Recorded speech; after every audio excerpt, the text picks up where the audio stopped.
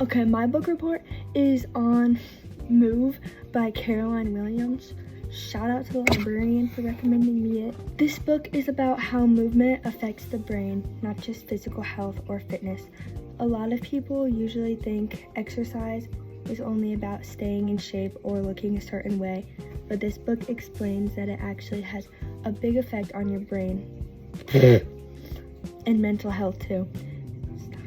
It can influence things like your mood, how stressed you feel, how well you can focus, and even how clearly you think during the day.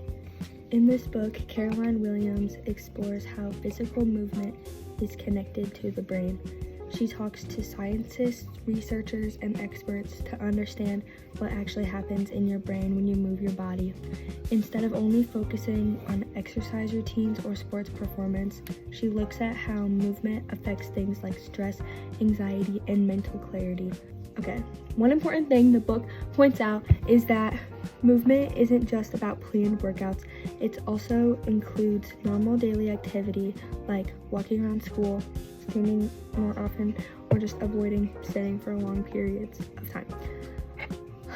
All of this is connected to how the brain functions and how people feel mentally throughout the day. The main idea of the book is that movement directly affects how your brain works.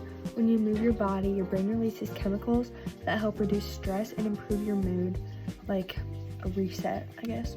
There's also parts where it explains how movement can improve focus and memory, which is important for school, studying, and just other daily tasks. It connects movement to creativity, saying that people sometimes think better when they're walking instead of just sitting still. So the book is basically saying that movement isn't just about fitness or appearance. It's actually something that helps, that affects your brain every single day, even in small ways.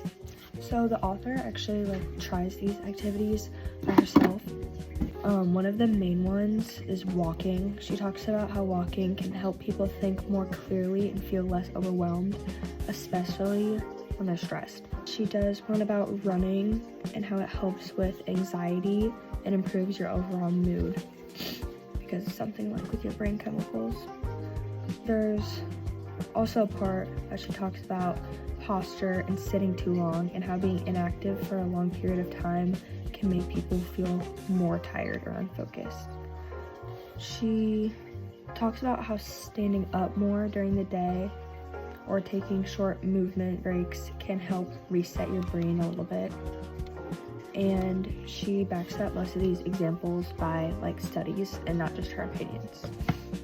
So one thing I learned from this book is that you don't have to have intense movement and do all this stuff for these things to work. If you want to be in a better mood or something, just go on a walk or run or whatever you like to do, because sitting in your bed all day or just sitting all day and not doing anything will probably make you feel worse and not better.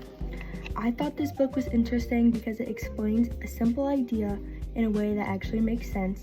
It changed how I think about exercise because it's not just about fitness, it's also about how your brain and mental health are affected by it. There's also a part in the book that she talks about how newer modern life makes people more inactive than they realize, and how we used to be a lot more active, but we're just getting lazy. I would recommend this book because it's easy to understand and it connects science to real life in a way that feels useful. That's it. I hope you can't hear my fish tank in the background.